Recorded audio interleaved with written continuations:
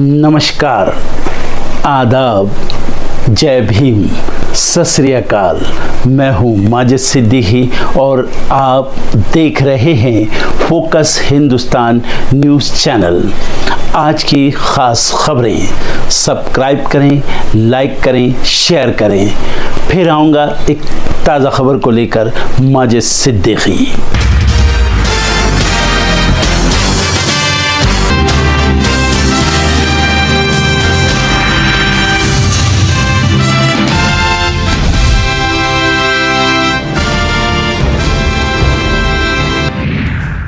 रक्षाबंधन पर बहन प्रियंका के साथ राहुल ने साझा की फोटो। लिखा, सभी देशवासियों को रक्षाबंधन की हार्दिक शुभकामनाएं। आशा करता हूं भाई बहनों के प्यार और स्नेह का यह बंधन और गहरा होता रहे। जम्मू कश्मीर में सियासत हुई तेज। कांग्रेस जम्मू कश्मीर को पूर्ण राज्य का दर्जा बहाल करने की मांग को लेकर आज करेगी भूख हड़ताल। आज से 2 दिवसीय मध्य प्रदेश दौरे पर संघ प्रमुख मोहन भागवत अलग अलग कार्यक्रमों में होंगे शामिल। रेलवे की आई नई स्कीम, रिटर्न टिकट पर 20% छूट, फिलहाल ट्रायल है लागू। दिल्ली के करावल नगर में दिल दहलाने वाली घटना, पति ने पत्नी और 2 बेटियों को जान से मारा। 15 अगस्त से पहले दिल्ली में हथियार बरामद। सरिता विहार से 10 सेमी ऑटोमेटिक पिस्टल और मैगजीन जब्त। कश्मीर के कुलगाम में आतंकवादियों से मुठभेड़ में 2 जवान शहीद, सुरक्षा बलों ने की इलाके की घेराबंदी। धराली रेस्क्यू ऑपरेशन में अब तक 700 लोगों को बचाया गया, 250 की तलाश जारी, 8 आर्मी जवान अब भी लापता। हिमाचल में फिर फटा बादल, कुल्लू के आपदा अधिकारी ने कहा संभल कर रहें। रक्षाबंधन पर दिल्ली एनसीआर में झमाझम बारिश, कई इलाकों में हुआ जलभराव। भारत के फार्मा सेक्टर को बड़ा झटका दे सकता है ट्रंप टैरिफ, अमेरिका में भी बढ़ेंगी मुश्किलें। अमेरिका की राजधानी को अपराध मुक्त बनाने के लिए ट्रंप का नया प्लान, दिया बड़ा ऑर्डर। गजा सिटी पर नियंत्रण बनाए रखेगा इजराइल, नेतन्याहू की योजना का हो रहा है विरोध, विनाशकारी परिणाम होंगे। ट्रंप और पुतिन के मिलने की तारीख हुई तय, अलास्का में मिलेंगे दोनों नेता, यूक्रेन में शांति पर होगी बात। अजरबैजान और आर्मेनिया के बीच हुआ शांति समझौता, राष्ट्रपति अलियेव ने ट्रंप को नोबेल शांति पुरस्कार देने की वकालत की। पाकिस्तान ने फिर आलापा कश्मीर मुद्दे का राग, कहा अमेरिका या किसी भी देश की मदद का स्वागत।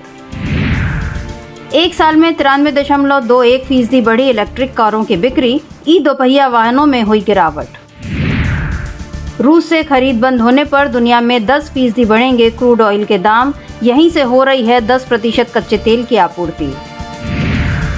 फिर महंगा हुआ सोना, सोने की कीमत 800 रुपये बढ़कर 1,03,420 रुपये प्रति 10 ग्राम के उच्चतम स्तर पर पहुंची। गोरखपुर के रास्ते आज से नियमित चलेगी नई अमृत भारत, आसान होगी दिल्ली की राह। और विदेशी मुद्रा भंडार 9.32 अरब डॉलर घटकर 688.87 अरब डॉलर पर, रिजर्व बैंक ने जारी किए आंकड़े।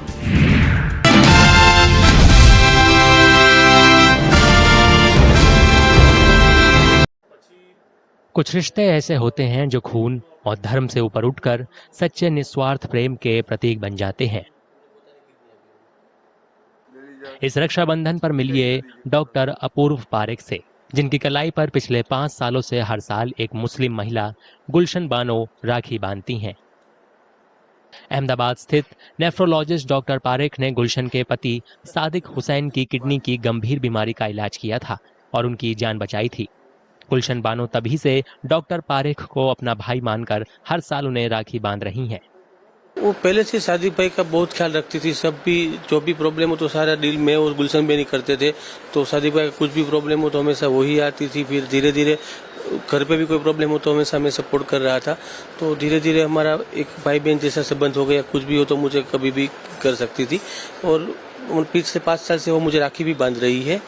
और इस बीच में सादिक भाई का हमने 2 साल डायलिसिस भी किया। फिर धीरे धीरे गुलशन बहन को मैंने एनकरेज किया और गुलशन बहन ने खुद अपनी किडनी सादिक भाई को 3 साल पहले दी और अभी ऊपर वाले की कृपा से सब कुछ ठीक है। गुलशन बानो का कहना है कि डॉक्टर पारेख को राखी बांधकर वो अपने पति के इलाज के लिए किए गए प्रयासों के प्रति आभार व्यक्त करती हैं। जब भी मैं फ़ोन करूँ ना, मेरा अपूर्व भाई आधी रात को भी उठाते थे। मैंने डिसीजन लिया था कि मेरे बड़े भाई नहीं है तो मैं मेरे भाई अपूर्वा सर कोई भाई बनाऊँ। तो मैंने बोला भाई मैं आपकी बहन। बोला हाँ। बोला बहुत यानी इन्होंने जो मेरी मदद करी ना, आज तक कोई नहीं करे ऐसा। मेरे को मेरे हस्बैंड के साथ इन्होंने जो साथ दिया ना, बहुत इनको मैं मानती हूँ। यानी अल्लाह का ऊपर मर्तबा और नीचे इनको मानती हूँ मैं। बहुत साथ दिया है मेरा। डॉक्टर पारेख और गुलशन बानो रक्षाबंधन की सच्ची भावना का उदाहरण है। कई मौकों पर ये त्योहार पारिवारिक संबंधों से परे भाई बहन के बीच के अटूट प्रेम को दिखाता है।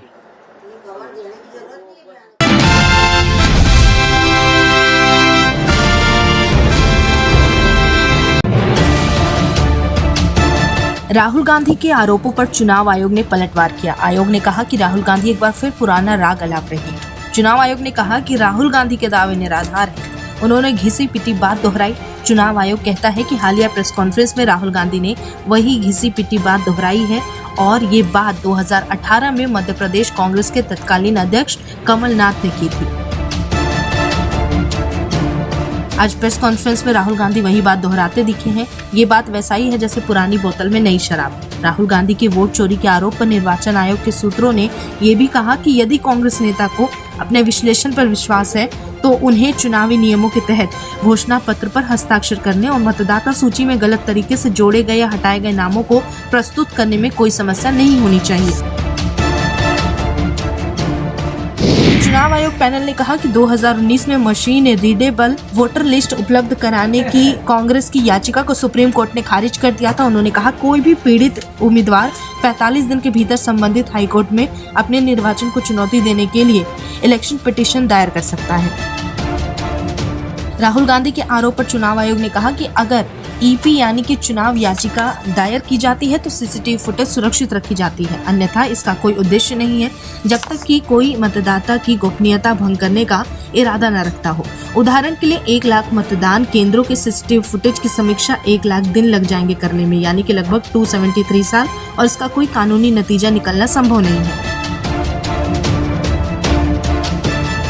चुनाव आयोग ने कहा कि राहुल गांधी की ओर से ऐसे कई आरोप लगाए जा रहे हैं और मीडिया में रिपोर्ट किया जा रहा है, जबकि उन्होंने कभी कोई लिखित शिकायत ही नहीं दी। उन्होंने दिसंबर 2024 में महाराष्ट्र का मुद्दा उठाया। इसके बाद अखिल भारतीय कांग्रेस कमेटी के एक वकील ने ईसीआई को पत्र लिखा। हमारा जवाब 24 दिसंबर 2024 को ईसीआई की वेबसाइट पर सार्वजनिक रूप से उपलब्ध है। फिर भी राहुल गांधी का दावा है कि चुनाव आयोग ने कभी जवाब नहीं दिया। इससे पहले कांग्रेस सांसद राहुल गांधी ने चुनाव आयोग से 5 सवाल पूछे थे। पहला, विपक्ष को डिजिटल वोटर लिस्ट क्यों नहीं मिल रही, क्या छिपा रहे हो? दूसरा, सीसीटीवी और वीडियो सबूत मिटाए जा रहे हैं, क्यों, किसके कहने पर? तीसरा, फर्जी वोटिंग और वोटर लिस्ट में गड़बड़ी की गई, क्यों?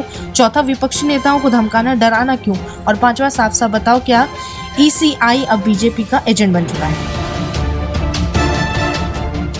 बता दें, लोकसभा में नेता प्रतिपक्ष राहुल गांधी ने निर्वाचन आयोग की ओर से उनके शपथ पत्र पर हस्ताक्षर करने या माफी मांगने की बात पर पलटवार भी किया और कहा है कि उन्होंने संसद के भीतर संविधान की शपथ ली तथा इस संवैधानिक संस्था को बताना चाहिए कि क्या वो भारतीय जनता पार्टी की एजेंट बन गई है। कांग्रेस के पूर्व अध्यक्ष ने बेंगलुरु के फ्रीडम पार्क में आयोजित वोट अधिकार रैली को संबोधित करते हुए ये चेतावनी दी कि वोट चोरी के लिए जिम्मेदार चुनाव आयोग के अधिकारियों को एक न एक दिन पकड़ा जाएगा, क्योंकि ये एक आपराधिक कृत्य है। कांग्रेस नेता ने संविधान की प्रति दिखाते हुए कहा कि चुनाव आयोग मुझसे हलफनामा मांगता है। वो कहता है कि मुझे शपथ लेनी चाहिए, मैंने संसद में संविधान की शपथ ली है।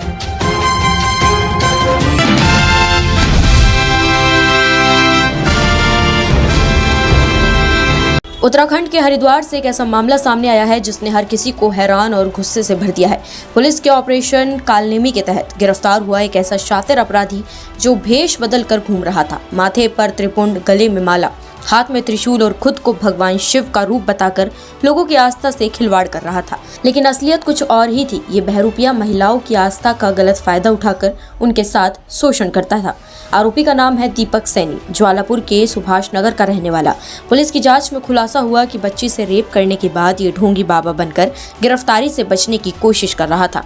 सिर पर आर्टिफिशियल चंद्रमा, कमर में बांधवर और भगवान बनने का ढोंग। लेकिन इस भेष के पीछे छिपा था एक लंबा आपराधिक इतिहास। श्यामपुर थाना पुलिस ने चंडी घाट पुल के पास से इस कालनेमी को गिरफ्तार कर लिया है।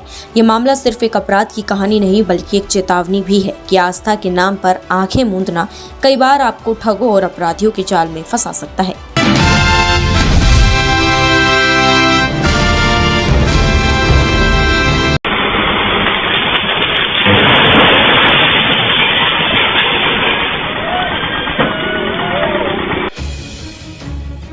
उत्तर प्रदेश के बाराबंकी में मूसलाधार बारिश के बीच एक दर्दनाक सड़क हादसा हो गया। बाराबंकी हैदरगढ़ मार्ग पर हरख राजा बाजार के पास यात्रियों से भरी एक रोडवेज बस पर भारी भरकम पेड़ गिर गया। इस भीषण हादसे में 4 महिलाओं समेत 5 लोगों की मौत हो गई, जबकि कई अन्य घायल हो गए हैं। घायलों में 2 की हालत गंभीर बताई जा रही है। मौके पर चीख पुकार मच गई। कुछ यात्री जान बचाने के लिए बस की खिड़कियों से कूदते नजर आए।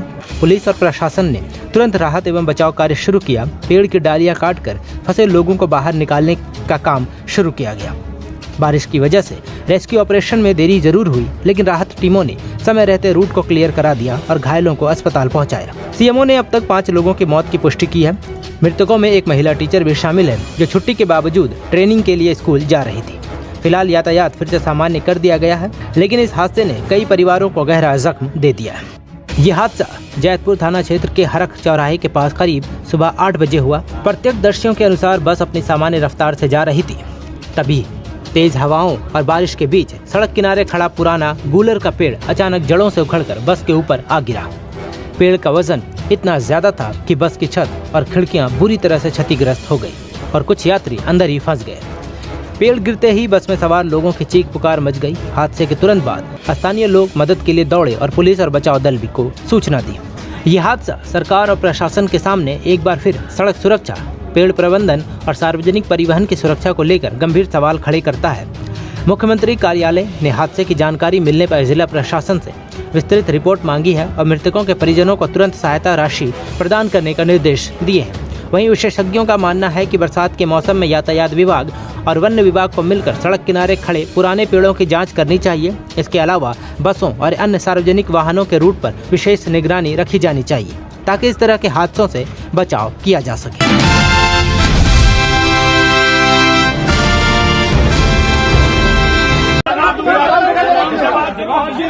पैसा लगाया हूँ,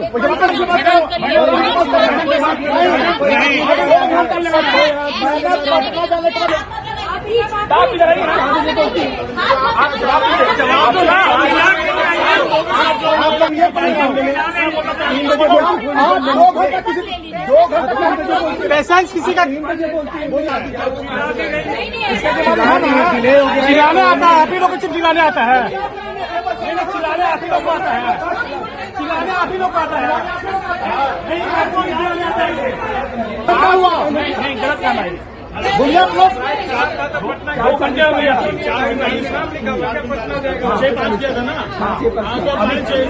अभी क्या होगा?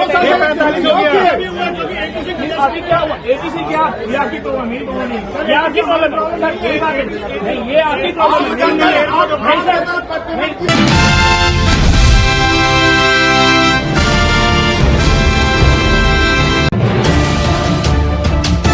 हर साल भारत के कई नागरिक देश छोड़ रहे हैं, यानी कि भारत की नागरिकता छोड़ रहे हैं। बीते 1 साल की बात करें तो लगभग 2 लाख से ज्यादा लोगों ने भारतीय नागरिकता छोड़ी। ये जानकारी सरकार द्वारा एक रिपोर्ट में दी गई। वहीं अगर इस साल आंकड़े की तुलना बीते 5 सालों से करें तो इसमें बढ़ोतरी हो रही है। विदेश राज्य मंत्री कीर्तिवर्धन सिंह ने लोकसभा में बताया कि साल 2024 में 2,06,378 भारतीयों ने अपनी नागरिकता छोड़कर दूसरे देशों की नागरिकता ले ली। कीर्ति सिंह ने कहा कि नागरिकता छोड़ने के कारण व्यक्तिगत होते हैं और ये वही व्यक्ति जानता है जिसने ये फैसला लिया हो। उन्होंने बताया कि सरकार प्रवासी भारतीयों के साथ जुड़ाव बढ़ाने, उनके ज्ञान और नेटवर्क का लाभ उठाने पर जोर दे रही है। सरकार का मानना है कि सफल और प्रभावशाली प्रवासी भारतीय देश की सॉफ्ट पावर को मजबूत करते हैं। सरकार ने पिछले 5 सालों का आंकड़ा भी पेश किया। इन आंकड़ों के मुताबिक 2024 में भारत की नागरिकता छोड़ने की संख्या 2020 से लगभग 2.5 गुना रही। वहीं बात अगर भारतीय नागरिकता छोड़ने की प्रक्रिया की करे तो सरकार से ये पूछा गया कि क्या वो भारतीय नागरिकता छोड़ने के अनुरोध को स्वीकार करने से पहले गहन निरीक्षण करती है। जवाब में उसने नागरिकता छोड़ने की प्रक्रिया का विस्तृत विवरण भी दिया। नागरिकता छोड़ने के लिए एक वेबसाइट पर आवेदन करना होता है। इसके बाद उनके मूल पासपोर्ट और अन्य विवरणों का सत्यापन किया जाता है, जिसके बाद दस्तावेजों को संबंधित सरकारी विभागों को उनकी प्रक्रिया के लिए भेजा जाता है। सरकारी विभागों को 30 दिन के अंदर रिपोर्ट देनी पड़ती है। आवेदक की घोषणा के विवरण सत्यापित हो जाने पर 30 दिनों के बाद त्याग प्रमाण पत्र ऑनलाइन स्वीकृत कर दिया जाता है। कांग्रेस सांसद केसी वेणुगोपाल के सवाल के जवाब में मंत्री कीर्ति ने पिछले 5 साल का आंकड़ा भी जारी किया है। सरकार के मुताबिक 2020 में 85,256, 2021 में 1,63,370, 2022 में 2,25,620 और 2023 में 2,16,219 लोगों ने भारतीय नागरिकता छोड़ी। इससे पहले 2011 में ये संख्या 1,22,819, 2022 में 1,20,923, 2013 में 1,31,405 और 2014 में 1,29,328। 2020 के बाद से नागरिकता छोड़ने वालों का आंकड़ा लगातार बढ़ रहा है। राज्यसभा में पेश डेटा में बताया गया कि 23 के मुकाबले साल 2024 में थोड़ी गिरावट देखने को मिली है। वहीं बीते 3 सालों में ये आंकड़ा 2 लाख के पार बना हुआ है।